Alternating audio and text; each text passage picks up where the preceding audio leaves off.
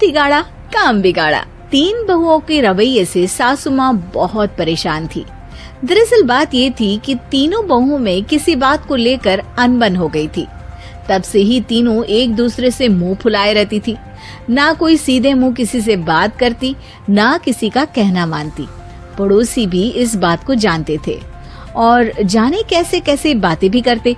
इसीलिए सासू माँ ने तीनों बहुओं को तुरंत अपने कमरे में बुलाया। मैं कई दिनों से देख रही हूँ, तुम तीनों अलग अलग सारे काम कर रही हो।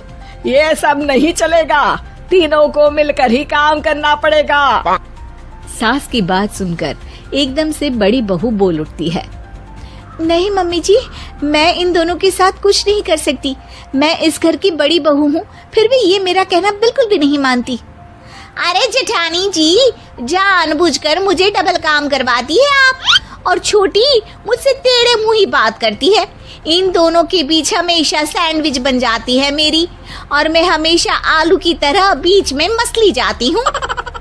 मम्मी जी, इन दोनों को लगता है कि मैं छोटी हूँ तो इनके पैरों तले दब जाऊंगी, लेकिन नहीं, मेरा भी उतना ही अधिकार है जितना इन दोनों का है। बड़ी आई दोनों मेरी चुगली करने के लिए, मुझे क्या कम समझ रखा है। तीनों बहू एक दूसरे से बहस करने लगती है और सास दोबारा ये देखकर टेंशन में आ जाती है और सबसे कहती है, चुप हो जाओ, अब से तुम तीनों सारे काम एक साथ करोगी। आंख बंद करके एक दूसरे की बात सुनोगी।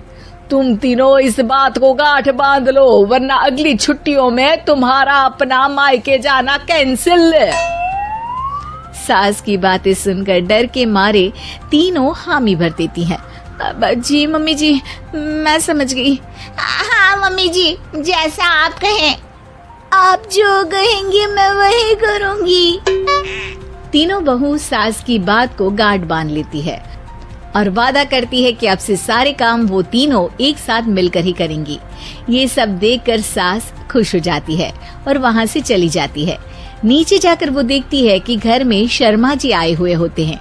सास जोर से आवाज लगाकर कहती है, अरे बहू, जरा चाय बनाकर तो लाना, शर्मा जी आए हैं।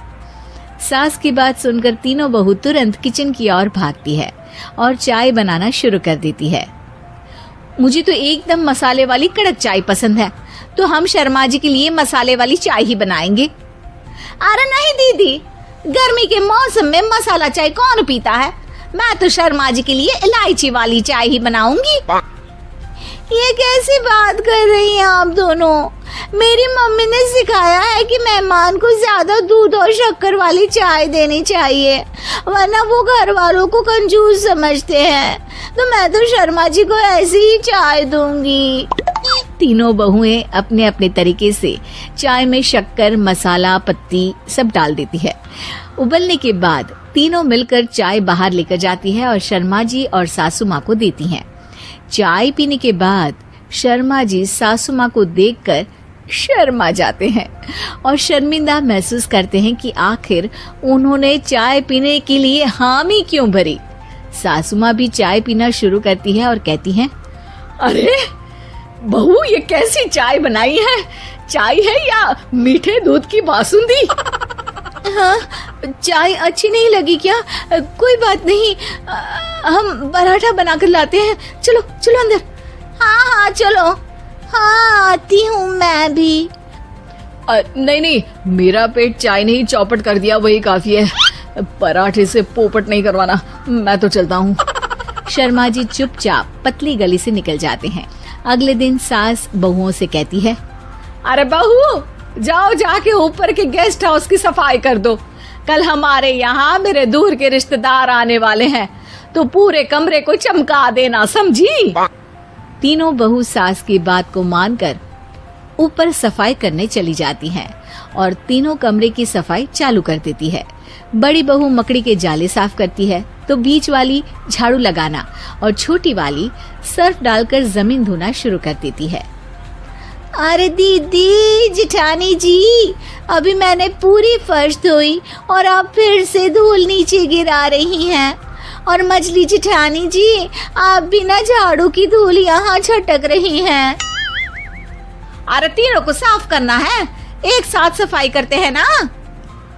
अरे वही तो, हम साथ साथ हैं, घर साफ साफ है। तीनों बहू ऐसे ही काम में उलझ जाती है और 2 घंटे तक एक ही कमरे की सफाई करती रहती है। बहुत देर से अपनी बहुओं को ना देखने के कारण सास ऊपर कमरे में उन्हें देखने जाती है, लेकिन कमरे में घुसती ही वो गीली फर्श पर फिसलने के कारण नीचे गिर जाती है। ओरी मोरी मैया, हड्डी मरोड़ के रख दी। आए मेरी तो कमर ही टूट गई रे। तीनों बहुएं सास को उठाती हैं और बिस्तर पर सुला देती है। अरे मेरे हाथ पैर दर्द कर रहे हैं, दबा दो, आराम मिलेगा। हाँ जी माँ जी। अरे जी माँ जी, जी माँ जी। और तीनों बहुएं एक साथ सास के हाथ को दबाना शुरू कर देती हैं। माँ की तो चीख ही निकल जाती है और नतीजा ये होता है कि सास के बचे हुए शरीर में भी दर्द उठ जाता है। हाय राम, ये क्या कर दिया तुम तीनों ने। अरे मेरी तो किस्मत ही फूटी है कि तुम जैसी बहुएं मुझे मिली। हे भगवान, पूरे शरीर में दर्द बढ़ गया है। अब तो पता नहीं कि चल भी पाऊंगी या नहीं। माफ करो, मुझे गलती हो गई मुझसे कि तुम तीनों को एक साथ काम करने के लिए बोला। सोचा था तीनों मिलके अच्छे से काम करेगी, लेकिन बड़े बुजुर्ग सही कहते थे कि 3 तिगाड़ा काम बिगाड़ा। तुम लोगों ने ये बात ना आज साबित करके दिखा दी। तुम तीनों को तो समझाना यानी मानो भैंस के आगे बीन बजाना है। तुम्हें अकेले अकेले काम करना है ना, तो अब से तुम अकेले ही अपना अपना काम करो। तीनों बहुएं वहाँ से जाने लगती है। अरे कहाँ जा रही हो? आप ही ने तो कहा कि अपना अपना काम करो, तो मुझे मुल्तानी मिट्टी लगानी है। अरे मुझे भी तो नेल पॉलिश लगानी है, मुझे ना मेहंदी लगानी है।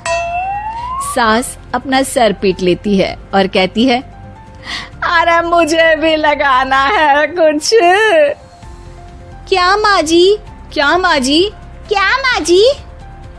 तुम्हारे घर वालों को फोन तुम्हारी हरकतें बताने के लिए।